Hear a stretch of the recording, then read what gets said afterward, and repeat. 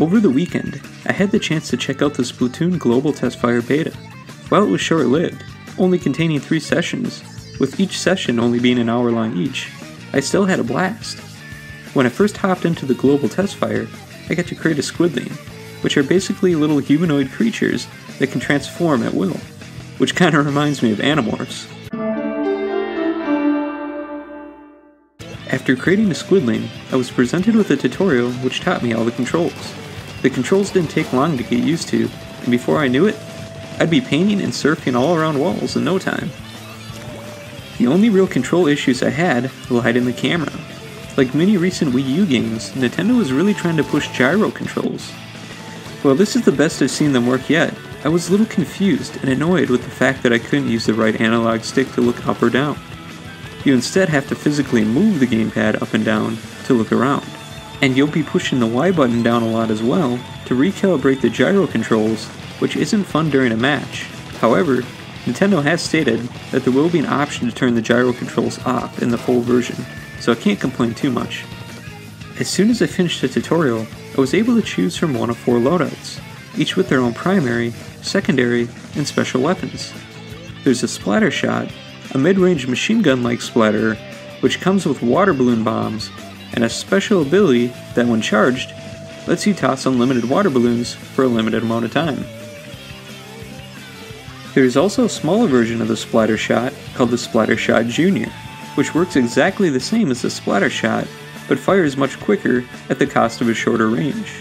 And instead of water balloons, this variant comes with triangular-shaped splat bombs that explode a few seconds after being tossed. The special ability for this loadout gives both you and your teammates shields for a limited amount of time, which can be very helpful when closing in on the enemy's base. Next up is the Splat Charger, a sniper rifle-like weapon which takes a while to charge each blast, but pays off in range and power. Just like the Splattershot Jr., the Splat Charger also comes loaded with splat bombs, but with a slightly different special ability that lets you throw splat bombs for a limited amount of time. And last, but certainly not least, we have the Splat Roller. This is probably the most interesting weapon, as it can be used to fling paint at opponents or run along the ground to cover a wide area. It can even be used to run over your enemies. This weapon comes with suction bombs, which act just like splat bombs, but because of the built-in suction cup, they can also be tossed onto walls to surprise enemies that are coming around the bend. The Splat Roller loadout also comes with a very interesting and cleverly named special weapon called the Killer Well. Once fully charged, this giant speaker with exhaust stuck out of the side can be placed anywhere on the ground, and will let off massive sound waves which will annihilate anything in their path. I checked out each weapon several times, and I fell in love with the Splat Charger, as it was the most fun to use, and I was able to get a lot of kills with it, but I soon found out that kills don't mean that much in Splatoon. The main goal is to cover as much of the field in ink as possible, and if there was one weapon that did that the best, it was definitely the Splat Roller. In fact, just about any time my teammates didn't pick that weapon, it was almost certain defeat, but when my teammates and I did pick that weapon, it was almost a guaranteed win. This weapon is one of my only complaints so far, as it feels way too overpowered, and I feel that each round's fate shouldn't be determined by a single weapon. It's clear that other players were taking note of the Splat Roller's power as well. By the end of the Testfire beta, just about everybody was using it.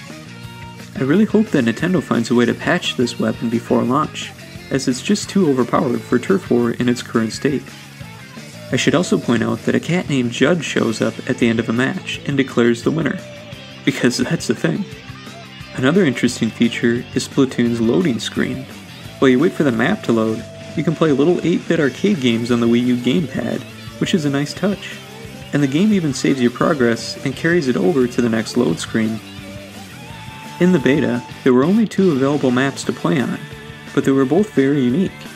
Walleye Warehouse has lots of open obstacles and a couple of hidden pathways on both sides of the field, with a constant battleground taking place in the center of the stage. While the second map, Salt Spray Rig, takes place on a squid-shaped oil rig in the middle of the ocean and contains a lot more linear and vertical paths that spiral around the map, and also features an elevator towards the center of the stage.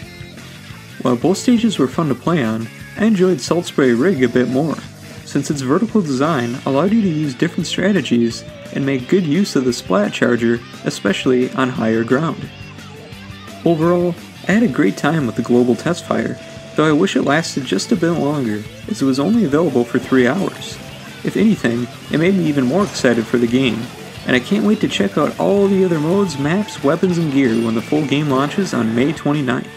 Until then, keep it locked and loaded to the Game Bolt for all your latest gaming news, and be sure to be on the lookout for a Splatoon review, which will go live shortly after the game's release.